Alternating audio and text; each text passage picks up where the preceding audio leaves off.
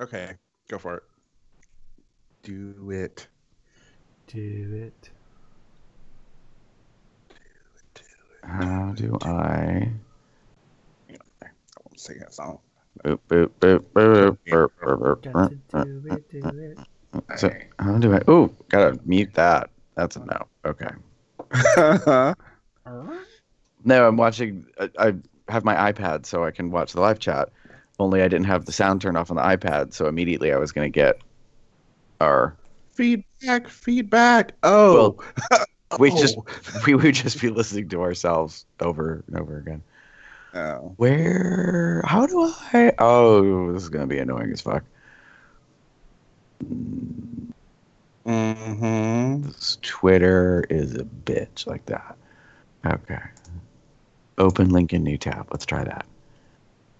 There we go. Oh, you're trying to share what you're gonna say, what you're gonna do. There you go. I just Actually, realized I spelled that wrong in the tweet. Whoops. ugh, no, gross. Okay.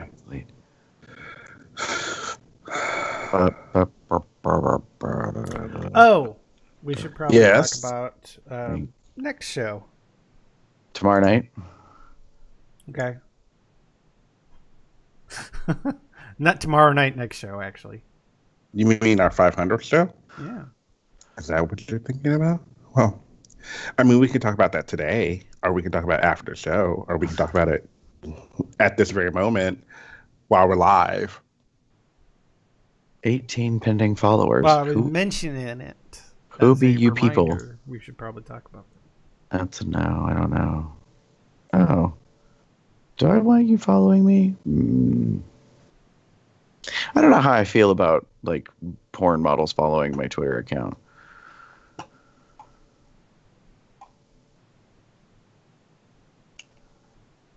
Might be an advertising hoax. Well, I mean, it's Like, they don't really want to follow you, but they're following you for promotional purposes. yeah, it's hard to say. Like, Although hey, I'm following you, so he you should did- continue to follow me. Well, he did actually start following me after we did the financial dom episode, to be fair, because he loved it and then retweeted it, I think.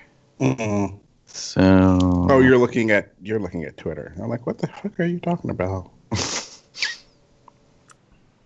he stalking you?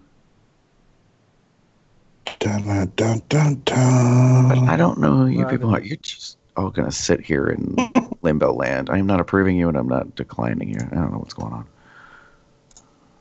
All right. I don't know you. I don't know you. Well, they don't have profile photos, so it's like, and they're Oh. on, and they lock down their Twitter account. See, I see the irony in it because I locked mine down too. But But you don't at even le- send me a message or nothing, So at least Can't- have a picture in Twitter. agreed. I mean, why couldn't Twitter Tumblr have? 101, folks. Why couldn't Tumblr basically done what Twitter did, where you can have a private feed, which means you have to accept every follower. And somebody tries following you, you can at least look at their feed to see if you want them to follow you, Mm-hmm. even if they have it locked down. I think that, yeah, I think you're right, Jeff. I mean, I think that's fair. It's like, you should mutually, if they request to follow you, you should be able to at least see some of their stuff, like not everything. Okay. Close that shit down because it doesn't need to be open. And this is not my computer, so I need to remove this account. Or at least log off of it. Uh-oh. Okay. So I am technically, quote unquote, still active on Tumblr. It's just not as. Ugh. Ooh, Ain't that's a too butt. special. Oh, I know that butt. Oh, you stole this guy's picture. Fuck you. Sorry, Rude. rude. Rude dude in the mood. Anyways. Mm-hmm.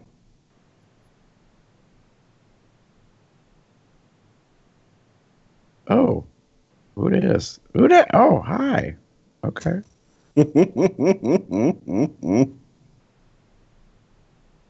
People posted new stuff for me to look at. Thank you very much. You mean on the Twitters? On app. Oh. On what? On W Bear. Oh. Oh. Let's check out a video. I recognize that brown bottle on a booty.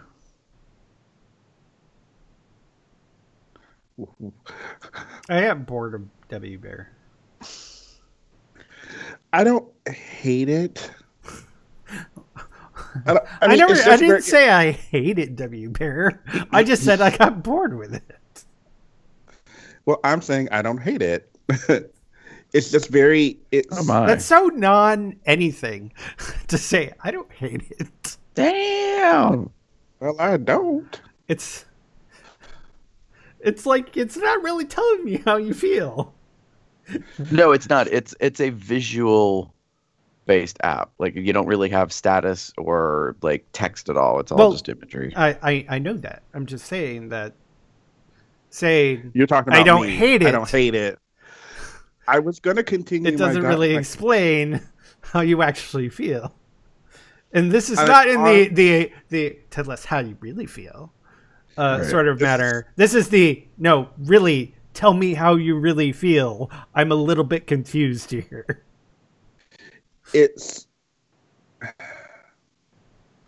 I don't want to say, I think I feel it. I feel it's limited. Like, I don't, the only way I could think about it is that I don't particularly like how limited it is. It feels like, I mean, granted, I know not a lot of people use it, blah, blah, blah. It would be nice if it were, I mean, is it really about how many people are on it, or is it on just what you can do with it? It's both, honestly. Like, I look at this and it just seems, okay, here's stuff and here's people's pictures and that's really it. And now there's videos, and if you are quote unquote VIP, you can spend more money and do, you spend money and you get more stuff. But what more do you get? And the only thing I can see right now is, oh, hey, you can look at more videos. Yay. Yeah, I mean, the guys that developed this sub-platform version, because it's actually built off of it's a template, and there are other versions. Like there's one for lesbians, I believe, and one for Pride, I think, or something. So they basically took the template and made one like for the bear community. But the two guys, they're in Italy, I think. They seem really nice. I've watched a couple of their videos, and actually chatted with one of them briefly to promote the event, to list it in the event. So I think it's, the challenge of being a startup, quote unquote. I mean, it's not a true startup, but they're working on stuff. Like one of the things they know is that like events aren't prominent, so it's difficult to know when an event is happening, like to see it or to find it, because you got to go look through the menu and stuff. But yeah, I mean, I personally like it, but that's because I'm following a bunch of people I know, and then people I don't know that have commented on other people's stuff, and I like the whole you have public versus private. So because it's mostly image based, like I can look at people's pictures and I can choose, like, do I just want to see like what they post, if it's selfies or things of their life, or do I want to see the naughty stuff if they'll let me? So, and it's interesting because I have access to some people's stuff on there that I don't have on Growler or on Scruff or anywhere else. So I'm like, I guess intrigued by the fact that people kind of choose different paths for different things. Sorry, I'm looking at it now. I mean, to be fair, it's not as popular as like other platforms, but he has gotten scruffy. Sorry. All right. Are we ready to begin? Record? Sorry, let me look at one more penis. Priorities. Why are we not surprised? This is part of the pre-show for episode 499. Exactly. Just let me look at one more penis. Look at one more penis. Hi, Kaden. How you going? Might as well say hi to one more penis. One people more in penis. chat. Okay. Let's see All right. if this works. Ooh, I know what I need to add to the list or add to the doc. And boop boop ba doop.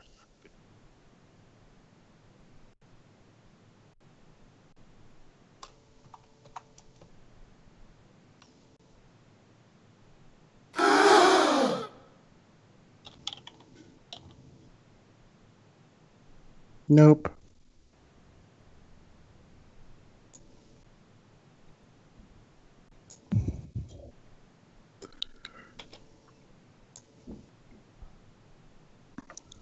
All right, let's try this one more time. No. It doesn't want to share my sound. Rude. So you're just going to have to take visual cues. Got it. That's fine. I guess. Skype is trash. You heard it here first, people. Or for the 1000th I don't think it's time. the first. I mean, I like it for some reasons, but it's just Some reasons plain not. Nice. Boop, boop, boop. Done. Okay. Some All things that you can do in a previous version, you should just be able to do in the new version. I mean, it's really not that hard. Yeah, you would think so, wouldn't you? Don't take it out, you know?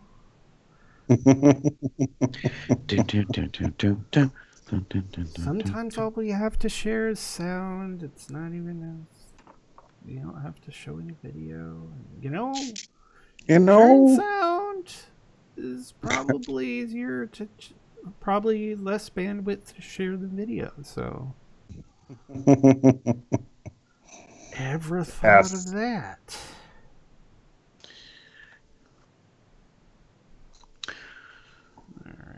Well. Let's do the sumbitch. All right. Yeah. And a 3, and a 2, and a 1.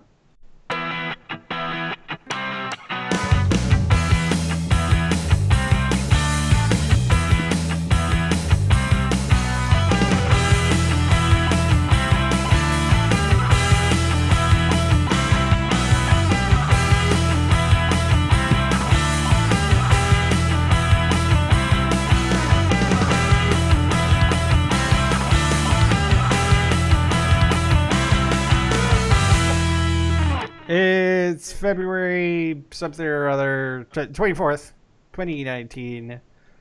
I'm Jeff. Who's your bear? That's right. I am your bear. I'm Damon. I don't brew the tea, I just serve it. That makes me Gary. Don't hurt nobody with your bad self.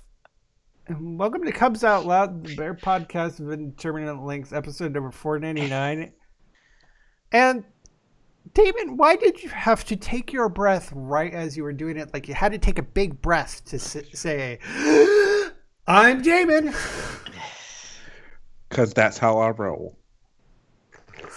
Because he's just going to sit there and sip his tea. That's why I started laughing. I just realized that David sips tea during his I'm gonna do it. I'm gonna do it every time now. As long as we're doing the shows in the morning and I'm drinking coffee. Well, because that's a caveat. Because nice. I can only drink coffee in the morning. Well, most of the time.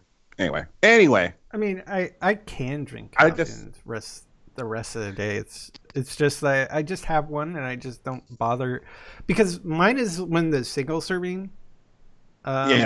Containers, so one, so I make a single serving and then it's just I would have to put more coffee in, put more water in and stuff. So if I had a big carafe sort of thing, I'd probably fill up the entire carafe and just have coffee all day. But instead, like we have, I just have the single serving. I don't have a Keurig, that wasteful piece of shit. But yeah, I have a Keurig and I love it. You are, and I know it's wasteful, and I don't care. I'm sorry, but I'm not sorry. Sorry, not sorry. All right. Literally making coffee within a minute, and like I have it has the reservoir on the side, and you just keep filling it with water. You can just like boop boop and make coffee. I mean, that's what you do every time you make a pot of coffee. Is you fill the reservoir with water. Yeah, but it's minimal brain utilization, and I'm not ripping on people who have Keurigs. I'm just saying it's like You're 3 defending. steps, if that. No, I'm just saying, like, you don't have to think about it. You take out the all old these pod, people put are in the new small-minded, so they need to have something that doesn't require much thinking. No, anyway, that's moving what right all along. convenience products do. Hey, yeah. Right along.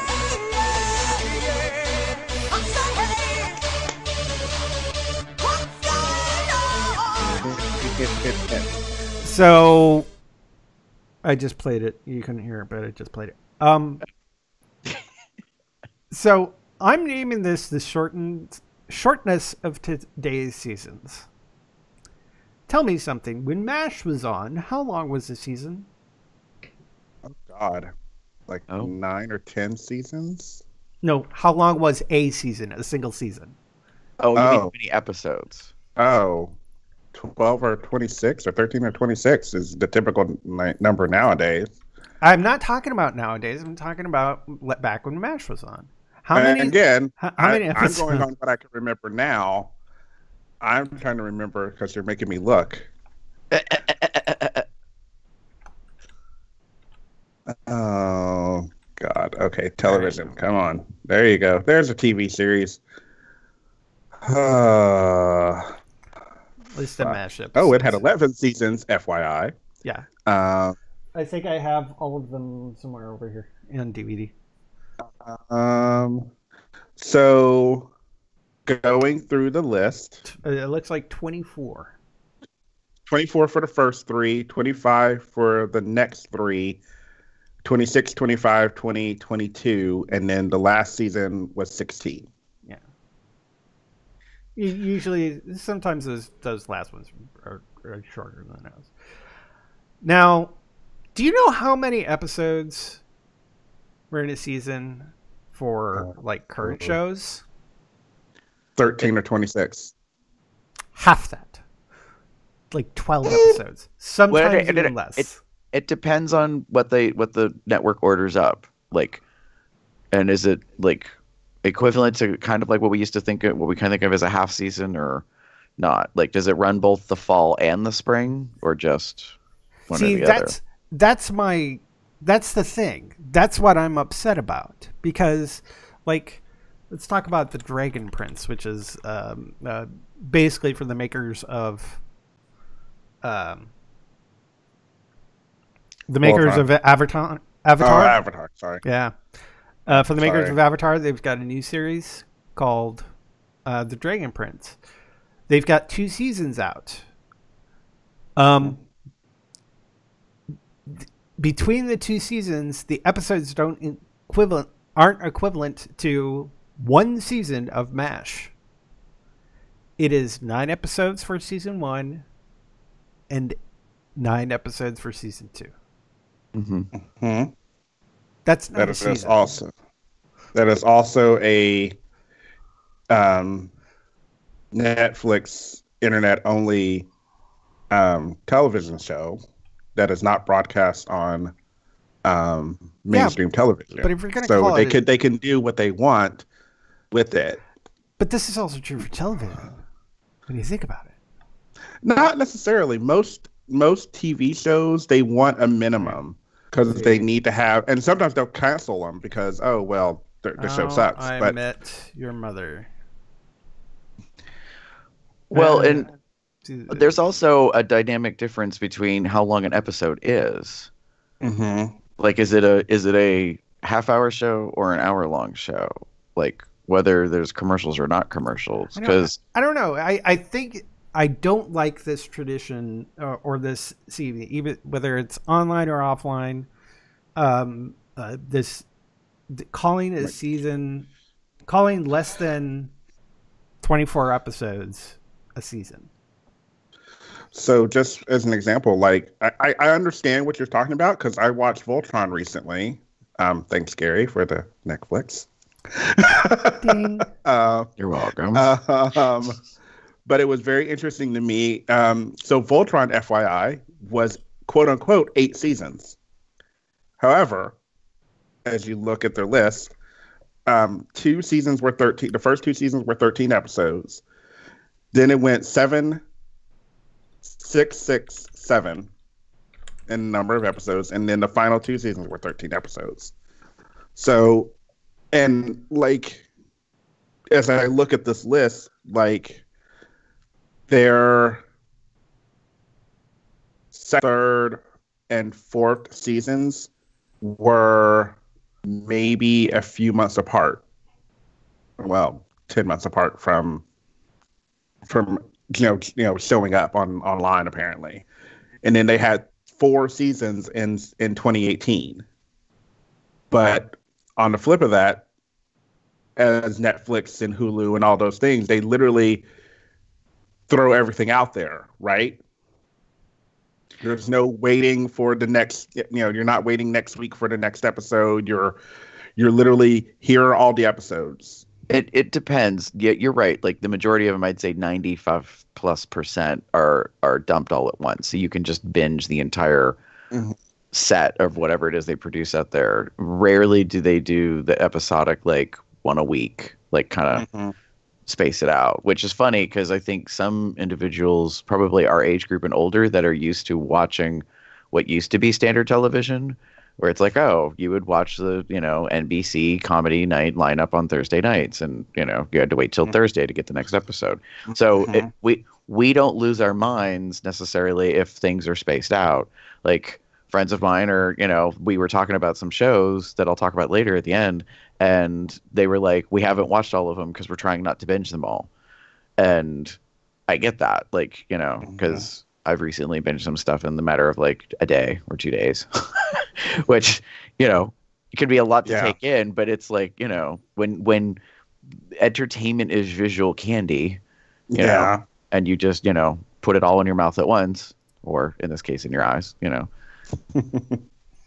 Yeah, it's hard. I get what you're saying, Jeff, and I can understand the complaint. Because to me, it seems when you're binging, it's like all of a sudden it's like I only get through some of it and get through 9 episodes, and I'm like, oh, okay, let's watch the next. There's no next episode. Yeah, you've watched all 18 episodes.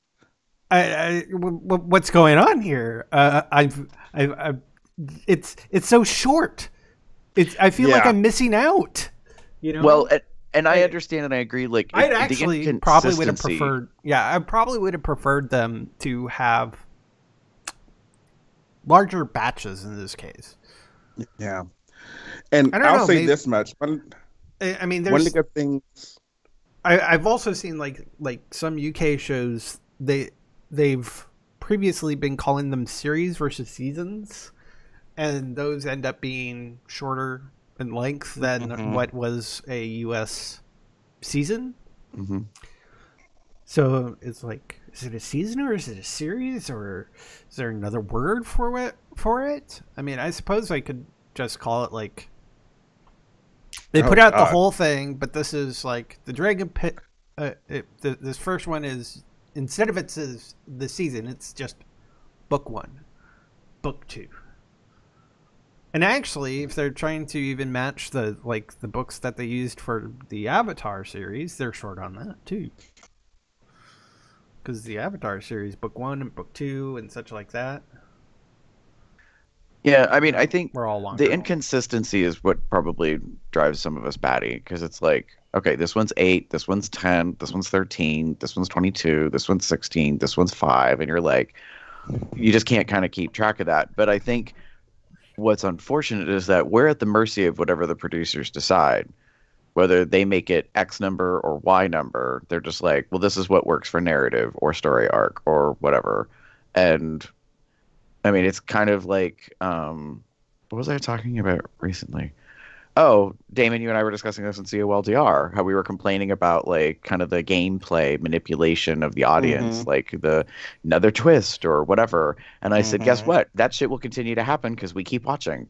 That's where the problem is. Like, if we stop paying attention and watching things and giving them our money, basically, then they'll stop making like decisions that I guess we're supporting. As weird as it's kind of I suppose it's kind of a catch-22 because I still want to watch these. I just want more content than you're giving me.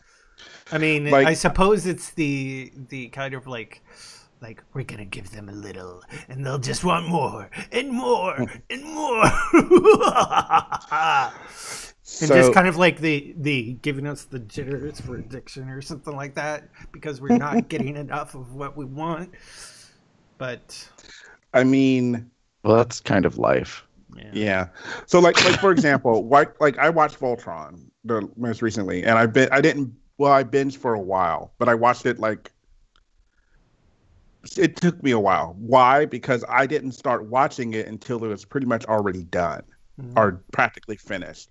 So I was able to, I knew there was going to be an ending and it was in the future. So I kind of took my time and watched, I would watch a few episodes here and there when I wasn't doing other shit because, life is busy. And it kind of was nice to know I'm going to essentially see the entire season. Or the entire show over time, but it I don't know, it felt kind of nice in a sense to know that I didn't have to adhere to a TV schedule. Like I have to watch it at this time and this day, on this day, no matter what. And if I miss an episode, I'm kind of screwed. That felt kind of nice.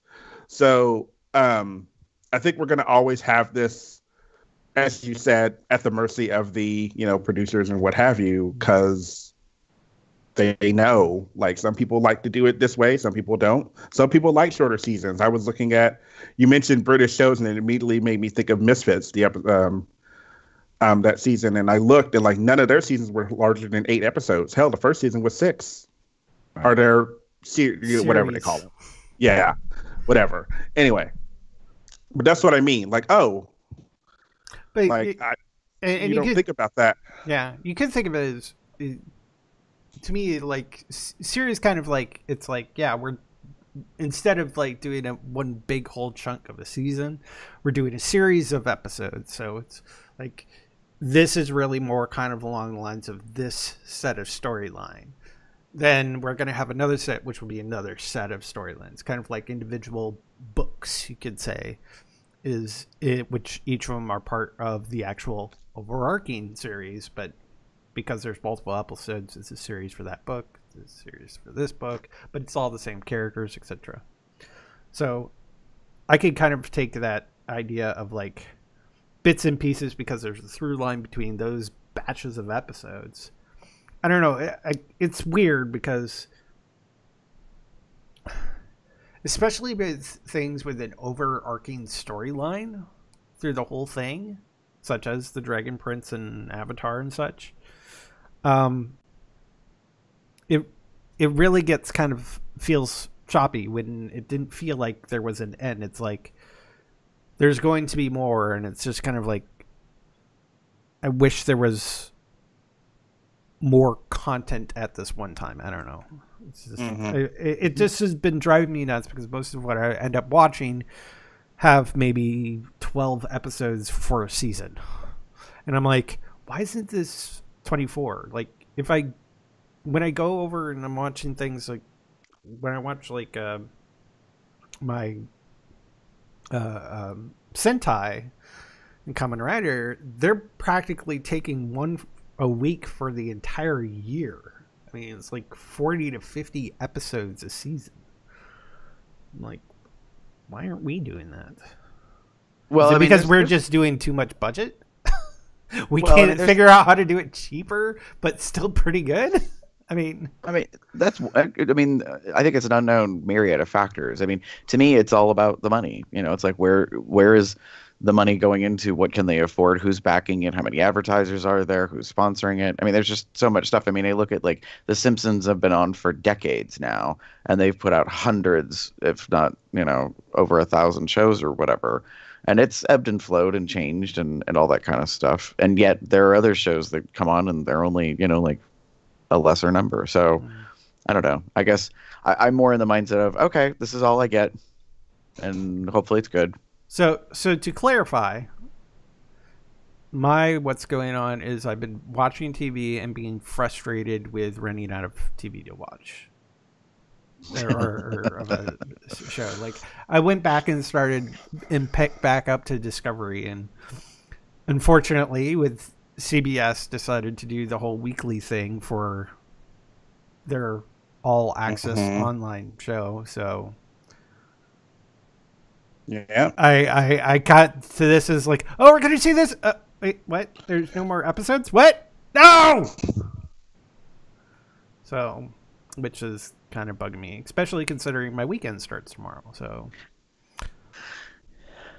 got it. Yeah. So that's what I've been really experiencing. So, yeah. Damon, what's going on with you? After an hour of talking about TV shows and seasons. Okay, it wasn't that long, but still. So I went to this little thing a couple of weeks ago. Called North American Bear Weekend. Is that a little of it? No, it is not. There were over 700 attendees in total over the weekend. It was a lot of fun. Jim and I went. We call it our vacation from the holidays because Jim tends to work during the holidays.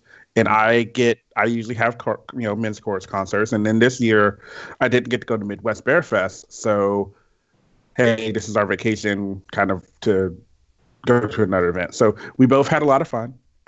The contest went really, so we've talked about NAB before. This year, there were a lot of changes in regards to the contest. For example, there were only 3 titles as opposed to the 5 that they had before. They removed 3 of the titles they had and then added a Mama Bear title. It was good. It ran really quickly. As someone who we've talked about the contest and seeing the contest and kind of being like, ooh, this is, yeah. So it went pretty quickly, in comparison to say years past where they had 16, 17, 20 contestants all vying for the 5 titles. Actually, right. Technically all vying for 1 title, and then maybe the other 4. Right. In comparison, went really well. Got to see a lot of people. Chester Dane, Chesson, and Tony, who have been on the show. Who else? Gosh, I saw a whole bunch of other people. But anyway, so it was a lot of fun. It was a lot of good time. I really enjoyed myself. Jim enjoyed himself until we came home and we both got sick with strep.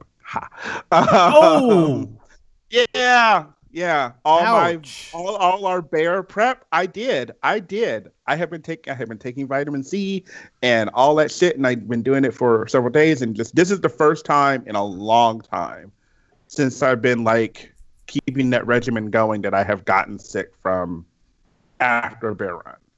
So. I like how you amended your statement because we don't know if it was specifically from the bear run or if it was just something else that just kind of presented itself afterwards. Well, considering that both it's Jim and I got after sick, a bear run, so well, you two do live together. Yeah. Yes, but going to a bear run is technically inserting yourself into a human petri dish. Let's just be honest. I mean, yes. And it doesn't matter whether you put people's, body parts inside of you. You're just like in a mass population of individuals. Yeah. So. One of the big ones I forgot to mention. I got to see Mr. J-Mo Bear, Jeremy Morse. He was there with his Tom, and I took a picture and I shared it with the entourage that day. Like Valentine's Day was the red retro dance party, and he was looking very nice. Let's just kind of put that all out there with the red and the beard and the butt. That butt. The question is, does he ever not look nice? No, I'm not saying that. I'm just thinking it was just very nice to see all of that. I was just gonna say almost all of it. Almost all of it, practically. It was funny. So we were talking. So one of the good things. So he's by the way, run into J-Mo Bear. If you run into him and see him at an event, he is actually really, really nice. He's not one of those super stuck up like A-list bears that think they're better than everyone. He is really genuinely a nice person, and he will like talk. And we literally spent like 5-10 minutes just like talking, which was really cool. And yes, admiring. But he was talking about how he had the jockstrap on, and it lights up and it has like connections, and he was like, it's a little tight right now, and he was telling me that he's worried that it may not last because it may break because it's very like tight on him right now. And I'm expecting the jockstrap, like there's the connections that are holding things together. And those are probably going to be the things that go first because it looks like it's sewn to a plastic connector that then connects the plastic parts that have the the LEDs so that they glow. Mm-hmm. So I feel like the one parts are probably going to go first, but that's an easier fix than say if the plastic parts break. Right. Anyway, I have a costumer's husband, so. Anyways, moving on. Yeah, so great time, great event. Congrats to the winners, whose names have escaped me because I wasn't paying attention. Well, I was paying attention. I was distracted. We were distracted, my boyfriend and I. So, anyway, thing I've done was actually on Wednesday. I was feeling better enough and I didn't have a fever, and that kind of helped to go see Hamilton. Hamilton is touring right now. It's here in Cincinnati. It was absolutely amazing. It's become very quickly one of my favorite shows, and seeing it live for the first time and actually not just experiencing the soundtrack music, but everything that kind of goes along with it was out of this world. So even though I've seen like videos and stuff, it's good to actually see it live in person and like right in front of you. There are things that you don't get when you're just listening to the soundtrack. There are things you don't get when you're just watching a video. And that's what kind of made it a really amazing experience for me. Mm. So yeah, that was great, awesome fun. I'm gonna keep doing. They have a online like lottery through their app, and it's $10 tickets. So I'll probably watch it again if I get a chance. Nice. Yeah, but fun. Gary. Interesting. So it was a busy up and down month for me since we last did a what's going on. When we last did a what's going on, I was about to start training for a job, and that lasted just short of 1 week. The project for the telecom was being reorganized, apparently. So on Friday, right before we finished training, they let us go early and informed us that we were not to come to training on Monday and that they would contact us and let us know what the opportunity was going to be. Mm-hmm. So that led to 2 weeks of not going to training and or working. Yay. But last week, in the meantime, I did an in-person interview and then got hired for a different position with a better company for a better position. And I did that training last week. So it's the company that I kind of have been more curious about for quite a while and was more interested to be with them. So, yeah, I completed training on Friday. So, yay! And so I decided to treat myself. Thursday, I went and saw How to Train Your Dragon: The Hidden World. Mm-hmm. I had a rewards card. How amazing was it? Well, I had a rewards card, and so I had seen. What did I see recently? I forgot what I saw recently, but I had some money left on it, so I went and saw The Hidden World. Uh, it's really good. I already posted this online and said this. I grabbed napkins. I needed the napkins, and that wasn't for the popcorn. Uh, so I'm just giving y'all a heads up. Like, if you like the series, you like that like universe, whether you or not you've seen the Netflix stuff that kind of fills in between the movies, I would definitely be prepared for Waterworks because it's the end of the whole like story concept and like the way they end the movie. There is not an expectation there will be any more. Like, no more Netflix series, no other movies, no spinoffs or anything that I know of at this point. So, which is a little like sad because I really like, what they've done with it.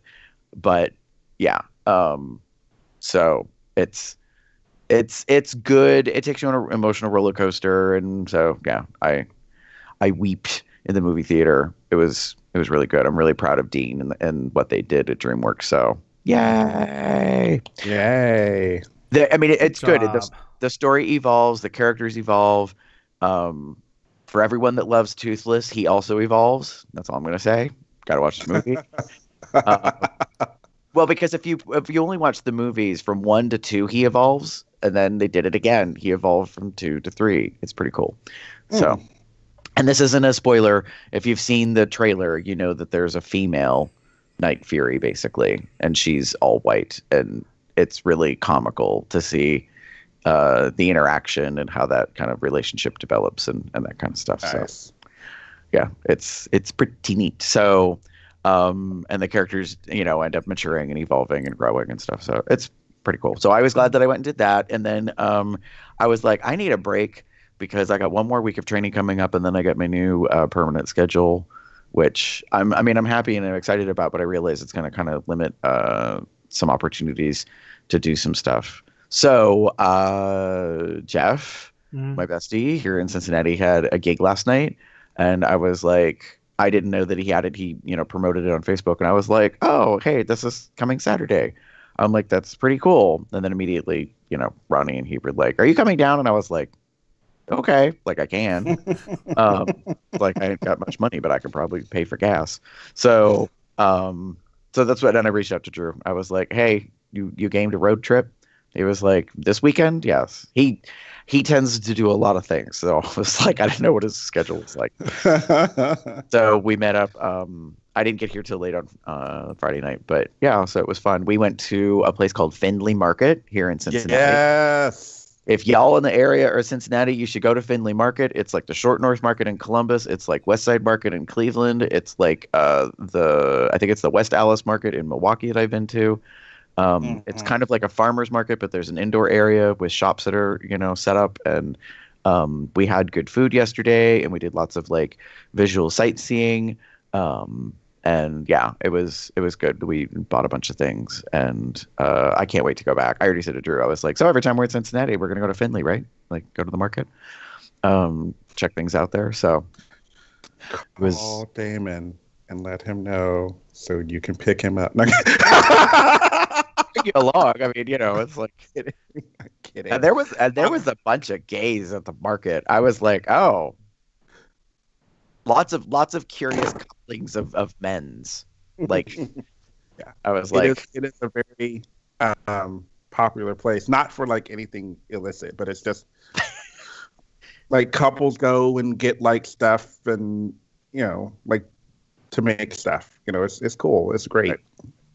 Yeah, and there's a couple of stalls, businesses, I should say, booths, whatever that have pre-made stuff that you can get. Like, there's one that's like, it looks like it's a catering company kind of concept, but they have pre-made dishes, like all the stuff that you can buy.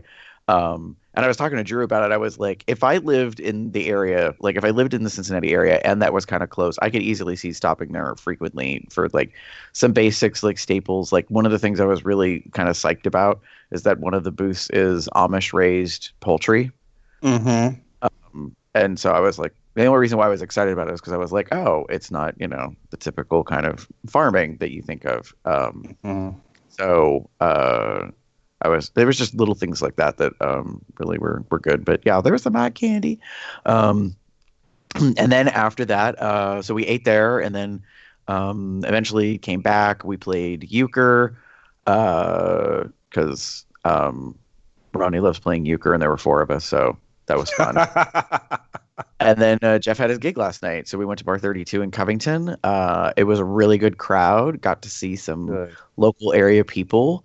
Damon, Chris, and Derek were there. Yay!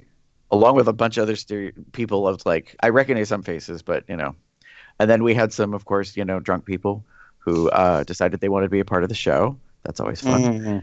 Yes. No, it's not ever. No. Yeah. So I saw people making an ass of themselves, and then I saw literal ass. So some people can't keep their pants up. I don't know what that's about. Oh, I know. It was quite a night. And then we went to the local iconic I'm gonna forget the full name of it. Camp Washington Chili. Washington Chili. Yes. Yep. It's an icon. It's been around since 1940. We did not have chili because it's Cincinnati chili, and nothing against it, but I was just not in the mood for Cincinnati chili last night. So I had we mostly had burgers, and we were very full when we left. Yes. And it was an interesting crowd, and we got there because Bar 32 closes at 1. So we were there right before typical bar closing time at 2. So right when we were leaving is when it started getting busy with the drunk bar crowd. Mm-hmm. But in the meantime, there was a group of 5 lovely women of color who were sitting at a booth. One of them had these amazing brown suede knee-high boots on that were laced all the way up the front to the knee from the toe.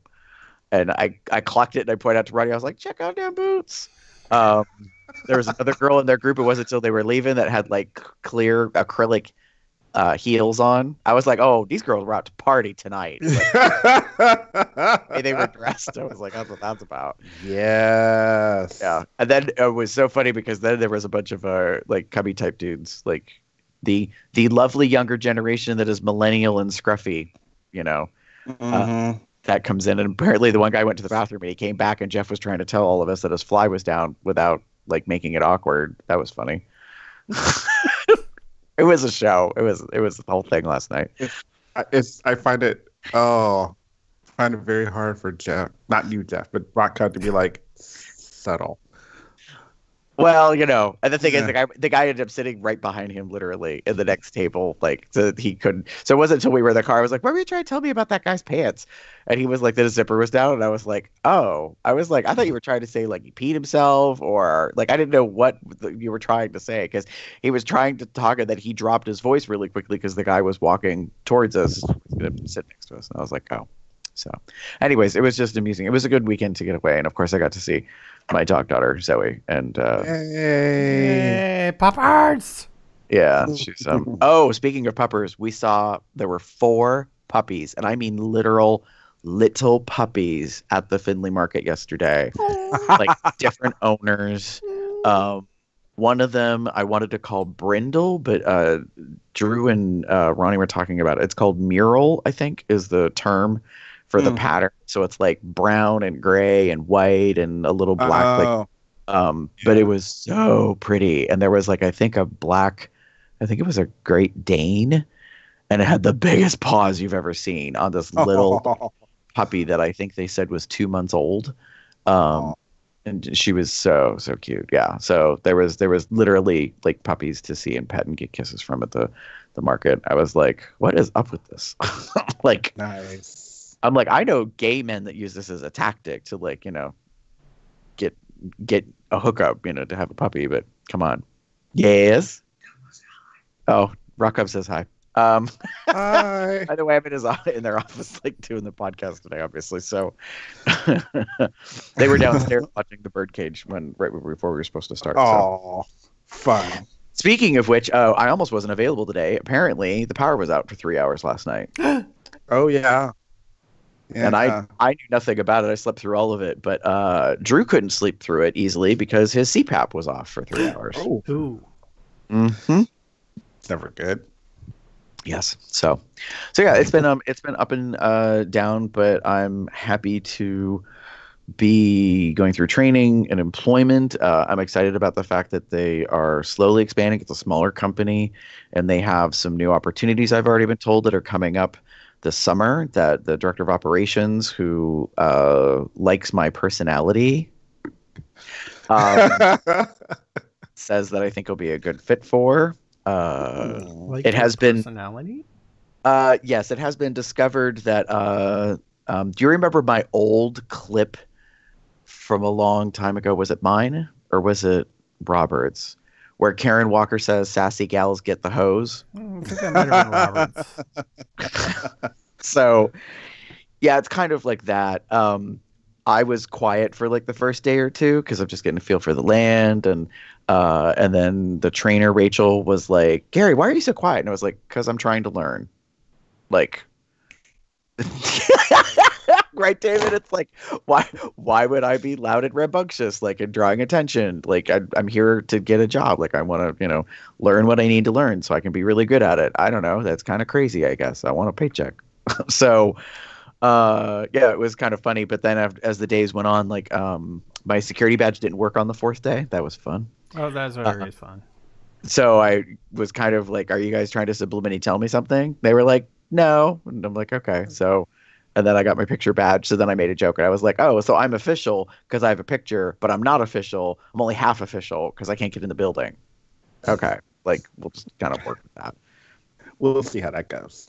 So yeah, no, but it's good. But when the director of operations, she already was aware of my background based on my resume, talking a little bit to me about it. And she's like, "Yeah, there's an opportunity coming up this summer that I think will be good alignment for you." Really? Tell me more. No, I'm kind of excited about it. So yeah, we'll see how it goes. I just need to mind my P's and Q's, and put my nose to the grindstone and do the job and knock it out of the park, basically. So we'll see. I mean, I'm much happier with this than I was with the other training opportunity. It's not that I hated it, but there was just a lot of things that were kind of flagging for me that I was like, yeah, this is maybe not necessarily a career or have some type of longevity. This company could, although the pay is not great. So I've got to figure out what to do about that to make ends meet. But at least this one I know I'll be more satisfied with. And everyone there is actually, for the most part, relatively nice. Oh, that's good. So, yeah, I mean, you get to personalize your space. Like, you get an assigned actual like space that's yours, and you can bring some stuff in and customize it. See, I don't like doing that.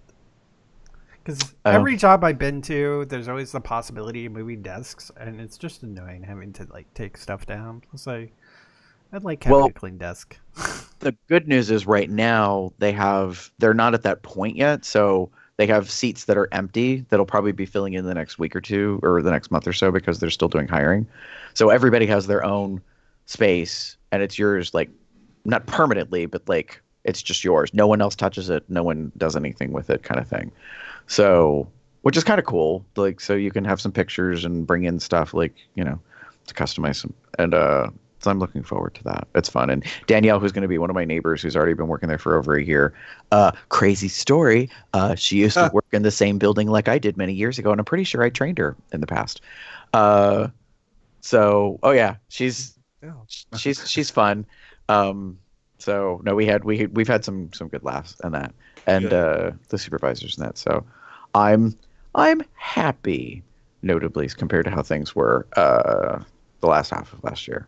So, and I'm here hanging with besties, and we're gonna have a late breakfast in a little bit, and then I gotta travel home in the wind weather winter advisory that's hitting our part of the country. So, yep, that's gonna be fun. Oh yeah, we'll see what happens here in a minute, because it's been windy all fucking day, all fucking morning, and last night. Yeah.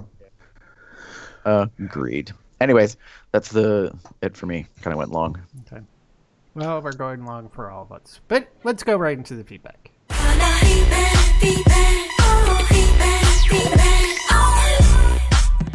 So Gary, what's been going on over in the Facebooks? I don't know a whole lot of what's going on Facebook.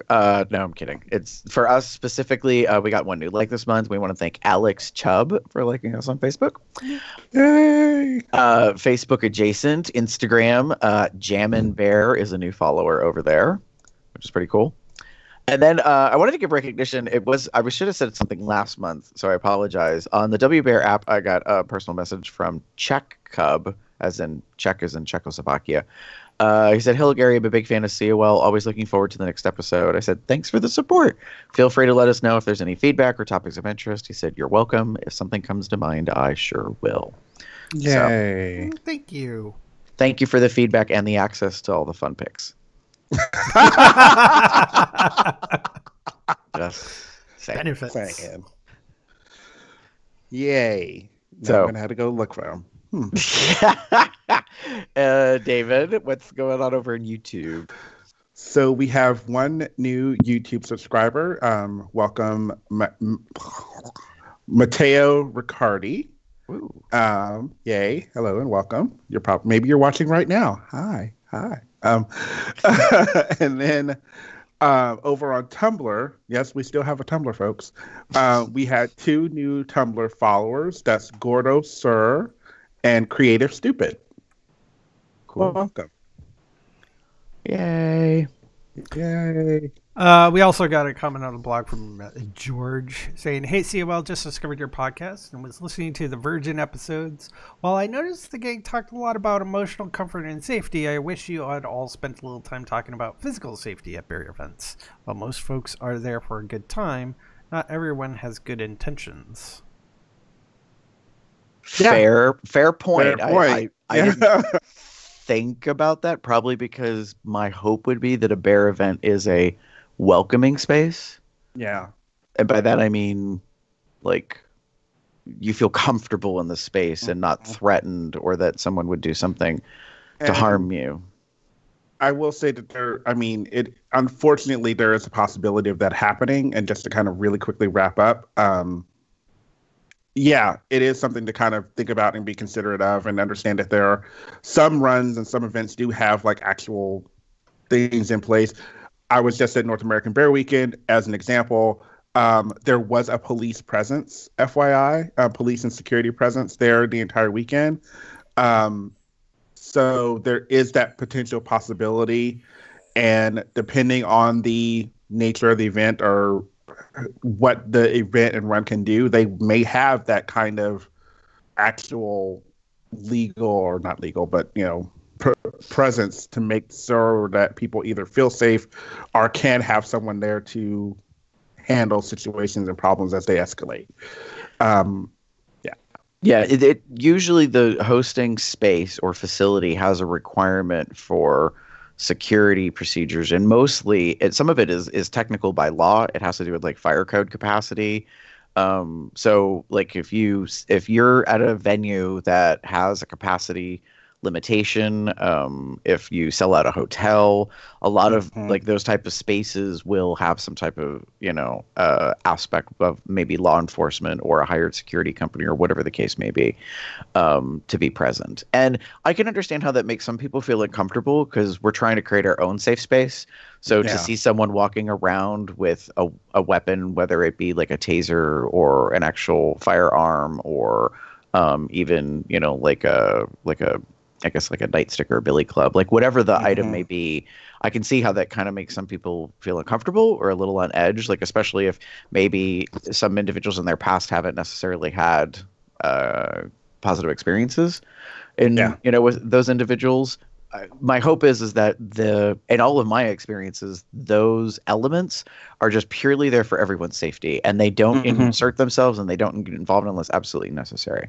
And it's a little rare that somebody does something that they have to step in, but it has happened. And it's usually honestly because people make asses of themselves. Like they're probably inebriated. I hate to say it. Yeah. Also true. And there is the potential possibility. I mean, where there's the possibility of someone not being there with good intentions, or there's history. And because of that history, there's potential for things to escalate. between people, and that could potentially get physical depending on the status of that history, that relationship that they may have had or whatever. So yeah, to really quickly just say, if you feel that way, I would recommend like talking to people or letting people know, like, hey, this person's going to be here. He and I have a history. There's a possibility of something happening. Let me like I may need someone to like call security or something like that, so that if something were to go wrong, someone's there to kind of take place. So, well, it's funny that you mention it that way, Damon, because actually in my experience of putting on runs, we were approached one year in which someone let us know that they had a previous issue with an ex, and that their ex was also supposed to be attending, and they wanted to know what we were going to do about that. Well, there's nothing legally that we can do about it. Like, we had to explain that, like, both of you are from out of state. So in this local jurisdiction, legally, nothing can be done unless you get what we call a PFA or a PFO, which is a protection order, protection from abuse. And that's only in that local municipality. Like, it's not like with the FBI nationwide or whatever. Yeah. And then like that becomes a whole other issue. And it was weird because it was like, basically as the organizing entity, we just wanted to be like wash our hands. We're like, we got nothing to do with this. Like, everyone be an adult, handle yourselves. Like, this is not our issue. But at the same time, at least they brought it to our attention. So we knew about it, and we kind of had to figure out how to handle that. And in a way, what I think ultimately our response was, like I said, like, we expect everyone to be adults, and we're not going to step in and we're not going to nanny or manage the situation and tell people what to do. Like, if there is a legal issue, like, y'all need to figure that out ahead of time, and like talk to each other somehow, or through each other's representation, because you're not using us like that. So things like that. If you literally have a restraining order against someone, that may not work at the other event. Just as an example, like, if you have they need to be 150 feet away from you, like, at all times or whatever. Those kind of things that you hear about, like, on Law and Order and shit. It may not work outside of the place you live. Yeah, and it's unfortunate, that's a circumstance. I'm much more of a pacifist. Like, I'm mostly still connected or friends with all of my exes, in some way or shape. So, speaking of which, complete sidebar reference. Guess who works at my new job? One of your exes. My last girlfriend from high school. Oh, yeah, one of your exes from a long time ago. That was not awkward, but very Twilight Zone surprising, because I didn't know that until I showed up for the first day of training on Monday. And she just kind of stared at me as I walked past to go to training. And I was like, well, that's unexpected. Do you know if she recognized you? Oh, yeah. She knows exactly who I am and doesn't. And we are Facebook friends, so we are aware of each other, but we have not met or been in person since the early 90s. So one of those things where it's just like she started walking past, and all of a sudden you heard doo doo doo doo doo doo. No. I actually inquired and found out she's pretty much been there almost since the beginning. This particular small company started about a year and a half ago. Oh, nice. So. And I knew that she'd had another job that I was aware of that I'd seen on Facebook, but I hadn't really followed her or paid attention. So she had been married, she's divorced, she's got kids. I mean, like, she's lived her life just like I've lived my life. We went separate ways when I went away to college. We were dating, and then, this isn't really spilling tea, but she broke up with me right in the month of August before I started college.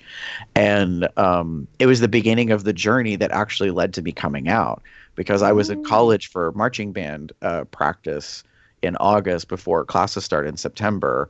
And in the month of September, I went through a major depression and was considering suicide, because my life was upside down and inside out, and I didn't know who I was, and I didn't have a girlfriend anymore. And I just went through a lot of like mental stuff, and then kind of like got some clarity about a couple of things. And when I was at my deepest moment, I ended up trying to call her to find out why she broke up with me, because we didn't have closure. Like, she just called it off, and I didn't understand what happened.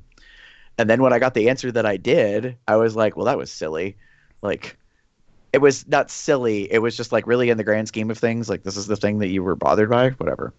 Um, and then within about a week after that, I ended up like meeting some gay people on campus, and I came out. And yeah, so that was 26 years ago, something like that. Long time ago. There you go. So anyways, Ta-da. sorry, back to our feedback section. Okay. All right, folks, sit tight. We got a voicemail from one of our patrons. Hey guys, this is Michael Q, and I wanted to call and just leave my comment about the last episode, the Bear Virgin episode, and I wanted to give 2 ideas for people that are new to going to bear run. Ideas that I thought that are really, I think, practical and other people would really appreciate. So, one, I would recommend if someone's going to go to a bear run to go to that bear run website or their Facebook page, because they probably have a Facebook page where people are already commenting about how excited they are to go. And if you leave a message on there saying, hey, I'm new to the event, what should I expect? Or, hey, I'm new to the event, I'm kind of shy, can someone give me tips as to where to go, how to have a fun time, I want to meet some new people. If you just leave a message on their page, just saying who you are and that you're new, you've never been to a bear run, people are super, super helpful and wanting to help you to have the best time. And a lot of them will probably send you DMs because they'll probably think you're cute. So there's that too. So one, find that Bear Run's Facebook group or their Facebook page and just leave a public comment about how you're new and you don't really know where to go and you want to kind of find your way through that experience of that particular bear run. 2, this is actually a remark in regards to the guy who I think Gary or someone mentioned who brought a gaming console to the bear run and asked about the different sizes of TVs. And I think Jeff mentioned that, yes, I think it's a great idea because they could bring 2, 3, 4 controllers, and then, especially if you do the first idea of commenting on the Facebook page saying, hey, I'm going to bring a console, I'm going to be playing this particular game, is anyone else interested in playing with me? Bam! There's plenty of people that are already super nerds that already would love to play that game. So I think that bear runs in general already have specific events lined up to have you meet groups of people, whether it be a wine tour, a bear tour. They have parties. There are specific events that bear runs have to get people to introduce themselves to each other. But I think if someone has their own... So, by the way, when you leave a voicemail for us, you only have 3 minutes. Okay.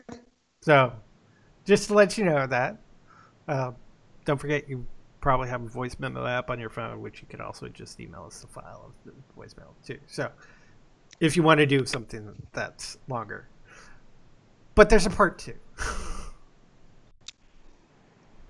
Message number 2. So, sorry, I guess I talk a lot. But yeah, so just to wrap up what I was saying, if you can bring your own thing that you love to do and tell people about it, you're probably going to find other people that want to do that same thing. And one of the things I love to do, because I'm a big RuPaul's Drag Race fan, is actually go to a local gay bar that is probably showing that TV show. And that's exactly what I did when I went to Palm Springs for International Bear Convergence. Went to a gay bar. They had a showing of Drag Race. You're already around people that are already loving the TV show. Bam! You already have people that you already have something in common. And so that's what I'm saying. If you love Ultimate Frisbee, bring your Frisbee. If you love soccer, bring a soccer ball. If you love playing games, bring your console. There's going to be other people that want to do those things, and I think it'll be less intimidating for you and for them to have those things in common. So that's my 2 cents. Hope it works out for you. Hey. So, bam! There we have the message from Q. So I will say thank you, Michael, for that. Was it Michael? Oh God. Yes. For that information. It was very, I mean, it's true. Like some of the things that you said, and I kind of agree. Mostly the thing that I agree with is, yes, bring stuff that you're interested in. I noticed, I keep going back to NAB because that's what I was just at. But like Gabriel, who I also ran into, who's been on the show, Mr. Bajers. We ran into him on Saturday, and he was going back to his room, and he was like, "Oh, I'm gonna go grab some like random board and card games that he had," and he literally sat in the lobby, and like if people wanted to play games, they would just come over and play games, and that's one really weird way. Like while the event had like gaming time, it was like in the morning. So, so you can just very easily, very quickly do something along those lines. If you're a gamer or something, board gamer or, card gamer, you can bring that. And then more than likely you're going to find a couple people that are interested in it. And it's a nice little break, not healthy break, but a nice little break from, say, everything that's going on around you with regards to the run. Yeah, I mean, I think what Q had to offer up were really good ideas. Definitely try to reach out in any way that there's a social media presence to that particular event that you're thinking about going to. Like whether it's sponsored by a club or an entity, or if it's just a standalone event, if it's a whole run, by introducing yourself to get integrated ahead of time. People have done that with the event that the committee and I work on. They're like, hey, first time attendee, blah, blah, blah. He is not wrong, because you usually pretty much announce yourself as new meat and everybody takes interest.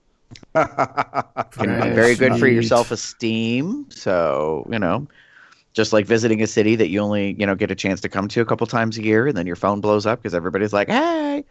You have no idea what that's about, do you? No idea. Yeah, it's not like last night, I was making fun of my bestie Drew because, he was constantly having about 6 different growler chats going on at any time. So. My. Well, Well, he did also send out a shout. I was just going to say, it also did help that he, gave a couple dollars to the app to put in a shout for people to come out and see Jeff perform. And by perform, I mean literally stand with an acoustic guitar and sing, not the other stuff. Well, that's a performance. It is. But I think, Q brings up some excellent points about bring things that, are things that you like to do and find out if there are other people that are engaged in that as well. Like I wouldn't be the least bit surprised to hear that there have been quite a few Magic the Gathering games at Bear Runs, or, I know that some people, now I think it's the Nintendo Switch, is one of the most popular mobile platforms that people have been playing and stuff on. And in fact, I wouldn't have been surprised if there were people playing Kingdom Hearts 3 at NAB or any other upcoming event. So yeah, I think that's pretty good stuff. So thanks, Michael. Yay! The feedback and the suggestions. Yeah. Yep. All right. So we also have Twitter follower, Kampala Movers. Nice. Also got it. So over this past month, we've had 3 other shows. Gary, tell us about them. Well, as was referenced quite a bit, 498 was the Bear series, Being a Virgin. We talked about if it's your first time going to an event, and obviously a lot of people responded to that. We also at the top of the month did 497, which was Financial Domination, and I think that went over pretty well. Some people kind of liked, hearted, thumbed up, on some different platforms. And we got or at least when I shared it, I think I got a couple of follows from people I didn't know anything about, that I was like, who you? And then I was like, oh, you would be the D in the DS. I don't know you. I wasn't intimidated, but I was just kind of like, oh, all right. So potentially new people are discovering the podcast because of the topic, which is pretty cool. And then with Damon away playing at NAB, and like life things, Jeff and I took last Sunday off. So we did a flashback episode to 199, which was called at the time The Art of Gay Bashing or Partying. So we talked about like holding a gay party or having a party of gays, something like that. And what's involved in that. But is that the name for a group of gays? Is a party of gays? Oh, I used to call them a gaggle of faggles, but that's just me. I like gaggle of gays though. I think that's kind of funny. Gaggle, but a party of gays actually is kind of fun too. Yeah. So 199 was from 6 years ago, almost exactly to the day was the matchup, and Robert and Eric were on at the time. So it was good to hear. Yeah, it was good to hear from them. So those were the 3 shows earlier this month. Speaking of hearing from older individuals, this episode is on the precipice. We are edging to hitting a milestone on the podcast. Next number is Big 500. So we would like to offer out the solicitation. I mean, we talk about feedback and all that kind of stuff, but y'all are welcome to let us know what your favorite episodes are, your favorite moments, things that you've enjoyed over 500, technically 500 plus episodes of content that we've made in 11 years now. Yeah. As a podcast. So gonna see if we can hear from some previous co-hosts and that kind of stuff. And then we've got things lined up also into the future. Currently we have Daddy Hadrian online to return. So and maybe another guest or two. So yeah, no, it's pretty awesome. I'm looking forward to the fact that we get to the milestone because not every podcast gets to do that. Yeah, so correct. It's pretty awesome. We're not Coverville and been over 1,000 episodes.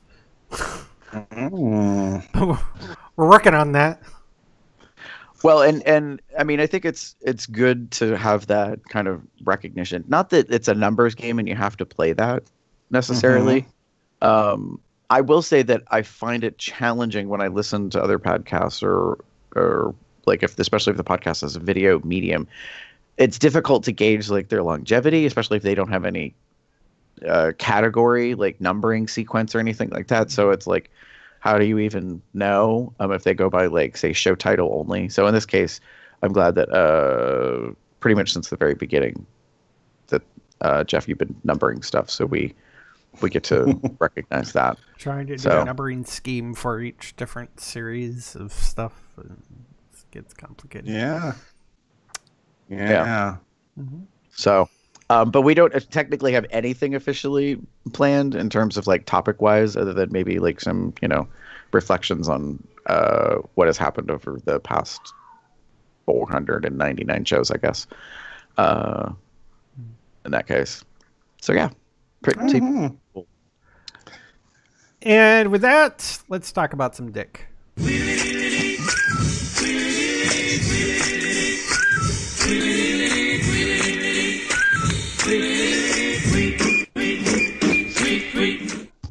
Okay. So it's our new segment. Instead of I'll tumble for you, it's tweet. Because there's a reason for that. Now we're kind of going from Tumblr, or we're going from Tumblr to Twitter. So I've got another. I can't remember if last time I did one from Chicago Cigar Gat. You did not. You did not. Good lordy. Yes, father and son underwater models is what he posted here. I mean, besides like the face, the torso, the tats, all beautiful. It's their package. That's some low-hanging underwear. I'm just gonna put it out there for the record. This thing that kind of, I mean, I always start from the top and go down, but then when I got down, I was like, oh my. Yes. Or excuse me, oh my. This is a very wonderful, very beautiful picture. And if you follow them on Twitter, which I do, you get a lot of content. They are not shy. No, they're not. It's not shy. There's a reason why I follow him. So Chicago Star Dad is not shy at all. No. And they are happy, and him and his boy are more than happy to share everything. Many. So if you I was following them on Tumblr. Obviously, they've changed platforms because well, that's the thing.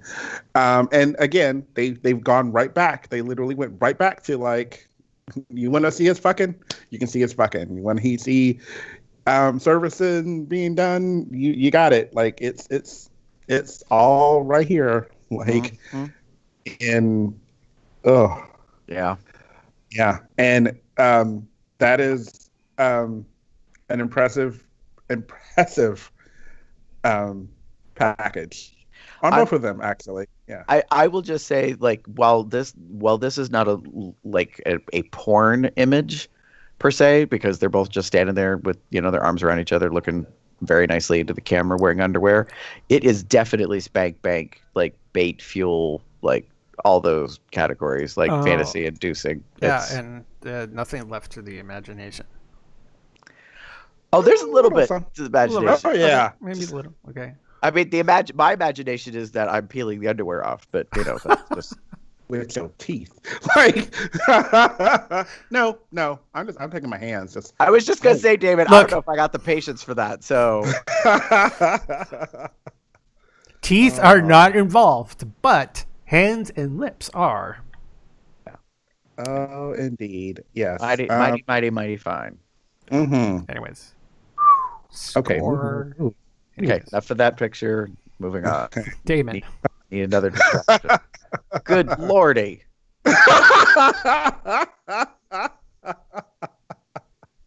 So my share is by Mr. Tie Cub, and he was giving us his definition of thick.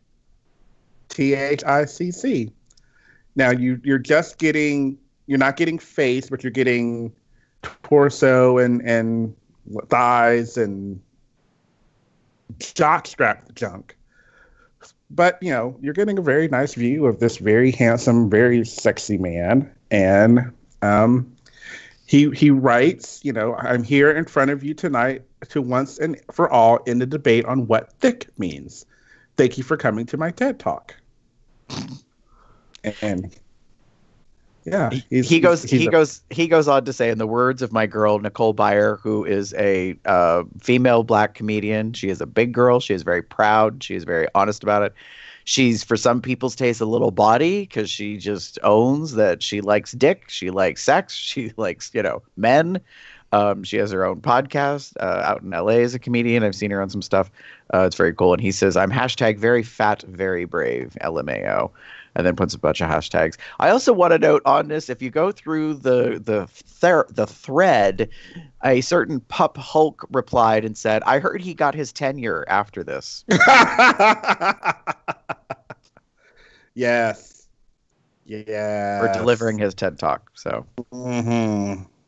But he is a very, very just beautiful, beautiful man. Oh, and he's out of Dallas. FYI. Just putting that out there. Well, he does. Jeff, it's only 3 hours away. There's a definite intriguing part about him and his personality on his Twitter account. His descriptors are model, actress, mattress, wrestling superfan. Yeah. So, yeah, he's very, very, very handsome, and I'm now following him. So, yeah, hello. His tweets are fun. Mm-hmm. And And Gary, how about you? Wow. Okay. So sorry. I know why you're laughing, David. So, oh fudge, I forgot because I blocked out. Oops. Hang on one moment, please. I titled it "That Furrowed Brow," and that was because the picture has a gentleman who is putting a lot of focus and a lot of dedication into something that he's doing, for the pleasure of another individual. We'll put it that way. Right.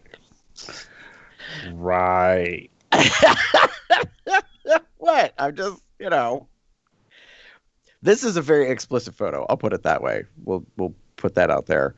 Because I don't want people to think that, like, we're being all, like, gun shy or whatever. This is definitely not safe for work. Yeah.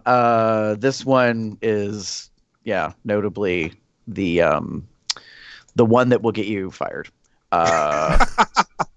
If you happen to look at this. So it's by Pup Atlas. It says, this is Pup Brutus sucking on my cock, and I was such a good boy last night. And the reason why I love this photo is because there's a little peek of belly, and there is a gentleman who is doing his damnedest to put his focus and hard work into sucking that D. But the thing that I love so much about it is that he's looking up to the person that he's servicing, like, for that, like, recognition. Am I doing a good job? Am I doing a good job? Am I doing a good job? And he's putting the effort in, but the part that I love is the fact that, like, by the way he's looking up, that his eyebrows are furrowed, like there is such an intense, like, concentration kind of moment. And so I replied to it and I said, "That furrowed brow is so fucking hot," because it is. I was just like, oh my. Yep. So It's a very good picture, and he looks like he's doing a good job. I hope he got that. I'm sure maybe they did more. Who knows? It doesn't matter. It's okay. If you look at the feed, there's probably another picture from that same session. Actually, video. Basically, he says, what did he say? Hold on, I need to go back to it. I got to do two of the things my favorite things to do, playing video games and fucking at the same time. Yeah. And he's there with the controller in his hand, and he's fucking Brutus. It's kind of cool. Yep. There you go. Yeah, I don't know. I would be distracted. That's just me. You know me. Well, see, you can't. We've already know you can't multitask. So, in life, I can multitask at work. I can't get multitask at life. nice. so anyways, moving on. What is this business? That's okay. The link to the tweet I'm referring to. Oh, there's a video. Hello. Yeah. Yep. All right, I'm with Damon. I would not be able to pay attention to the game. I'm sorry. Like, my character would be dying. I would be losing all my XP, my mana, health, like what you name it. Like, just need to put the controller down and play the other game. Obviously, that is talent. Play with your other joystick. All right. Moving on. Yes. Into the links. Damon. So, I actually found this on Tumblr. So if everyone knows Ed O'Neill, Al Bundy, or Jay Pritchett from Modern Family, and essentially there were pictures of him with another man. You only see from the chest, like the belly up, kind of picture, and it's from this YouTube original series called Weird City, and it's from the actual first episode, and it's called The One, or the episode's called The One. The series is called Weird City. The episode's called The One. It's a very fun and kitschy, like futuristic story line of a city that is literally split in half. There's the above the line, which is kind of like those who have, and then there's below the line that those that have not. And there's all these rules and stuff, and it's meant to be very like futuristic, fight. But the story is, if you watch the episode, a guy who lived below the line and now is above the line has to date, because that's the rules in the city now, are that people who lived above the line are established, have an established relationship at birth, essentially. Anyway, and so since he lived below the line, has to date, and he signs up for this service, and he is introduced to Ed O'Neill's character, and they meet, and they find that they have so much in common, blah blah blah, and it goes from there, where they first kind of establish that neither of them are homosexual, and they kind of like, oh well, let's go hang out and talk, and they realize they have a lot in common, and it goes from there. The episode is it's 30-ish minutes, I believe. But it's a fun introduction to the series. I'm not watching I've not watched any more after this one, but I've watched this episode like a couple of times. I just think it's a very interesting take on things. And obviously you get to see Ed O'Neill, kind of a daddy-ish bear type, topless, and it's kind of fun. So. Cool. Yeah. Ta-da. Nice. Scared. I just have 2 Netflix picks that were from the 2 weeks that I was in between trainings for the different jobs. The first one is Russian Doll. If you are a fan of Natasha Lyonne, if you don't know who she is, she was in Orange is the New Black, American Pie. She was the voice of Smokey Quartz on Steven Universe. Yeah. She was also in Portlandia. She's done a whole bunch of things in like filmography, but I absolutely love her because she's in real life like pretty ballsy as a woman. Apparently she did an interview recently. I didn't get a chance to watch it yet, in which she talks about hookers, like paying for sex. So I'm like, you go, girl.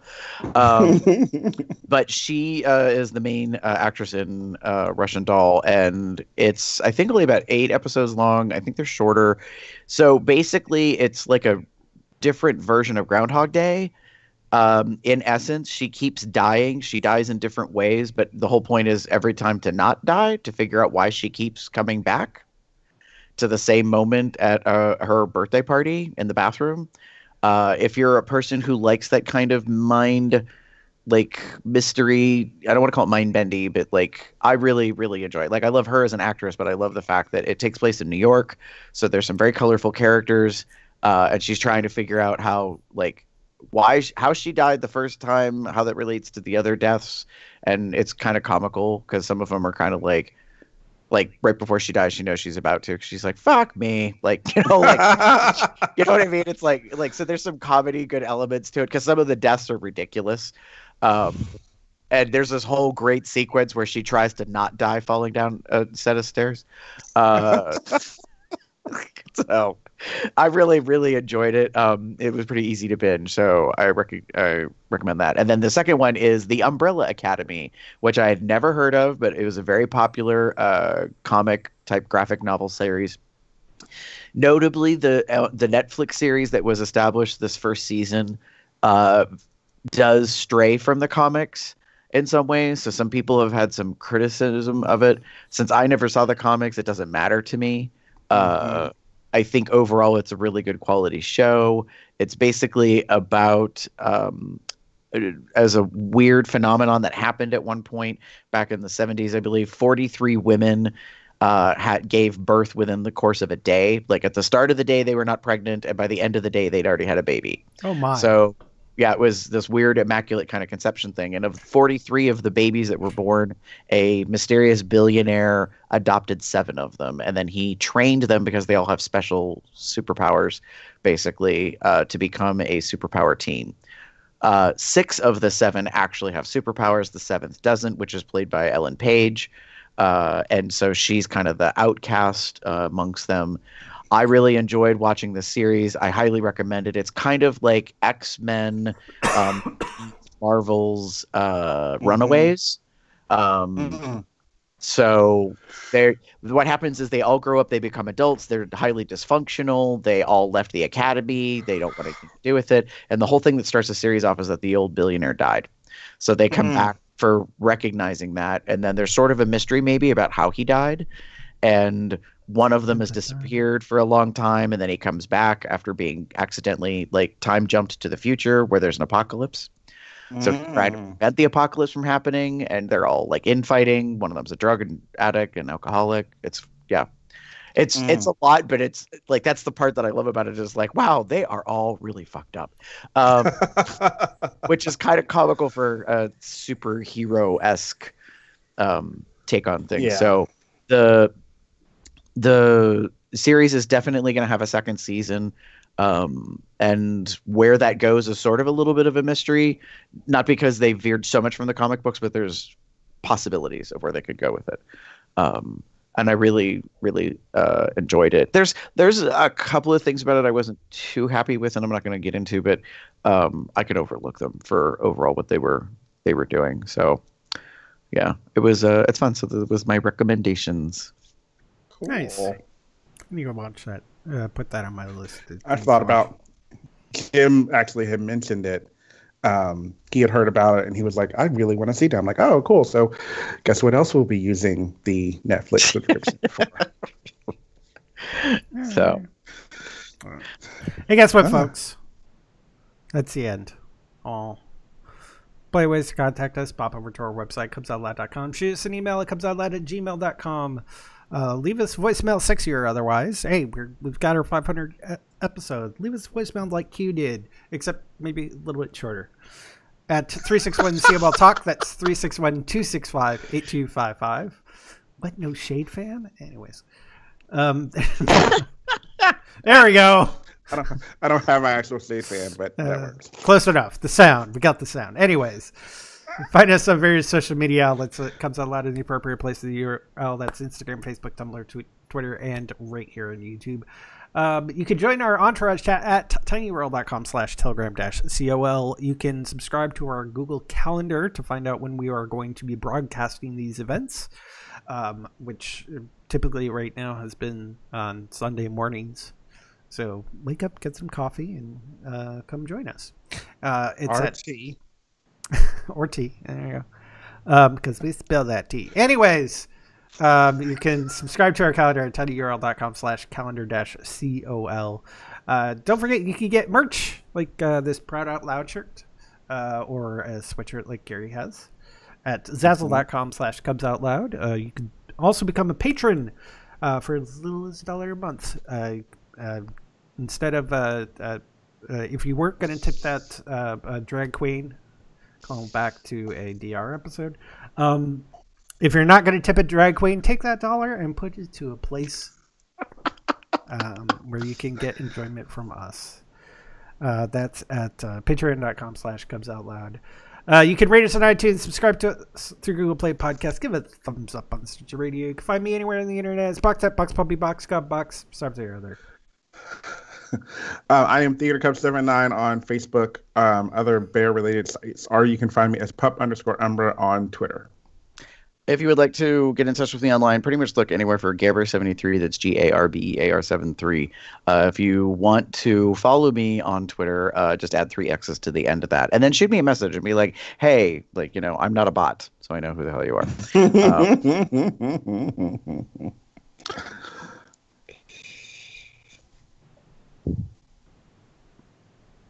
And we got quiet. And with that, say good night, everybody. Good night, everyone. Have a good one, y'all.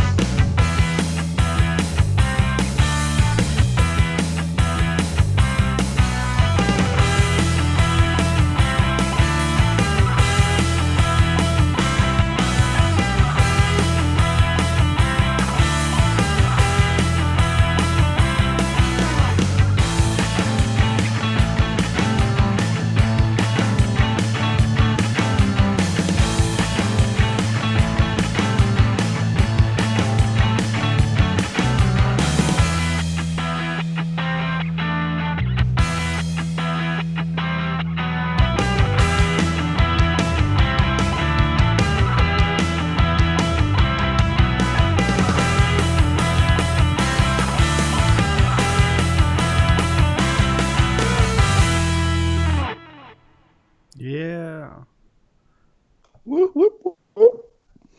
Maybe I should have mentioned Star Trek Fleek Man, because that's actually kind of a fun game. It can be annoying and grindy, but fun still. Did you say Fleek? Fleet. Fleet. Okay. I was about to say. Thank you, Damon, because I heard the same thing. I was like, since when did Star Trek get that dope? Like, yeah. I was gonna say, like, why are we Star Trek on fleek, y'all? Oh! like, I would have been like, that. I don't. Oh, right. Oh, right. Instead of the captain saying #1 to the ready room, it's #1 to the runway. Like, how does that runway? Oh man. You do no. Anyway. Man. Well, yeah, there's that, and it was funny. One of the good things I will say, if you know the hotel at the NAB weekend, it was kind of interesting.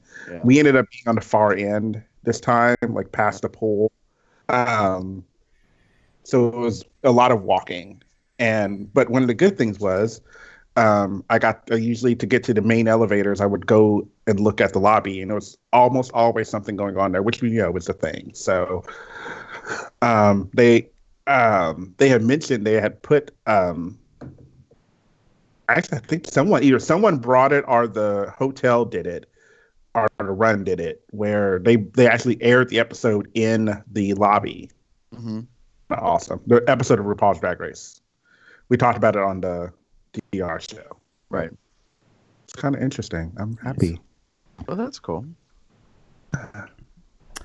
So I'm going to stop stream.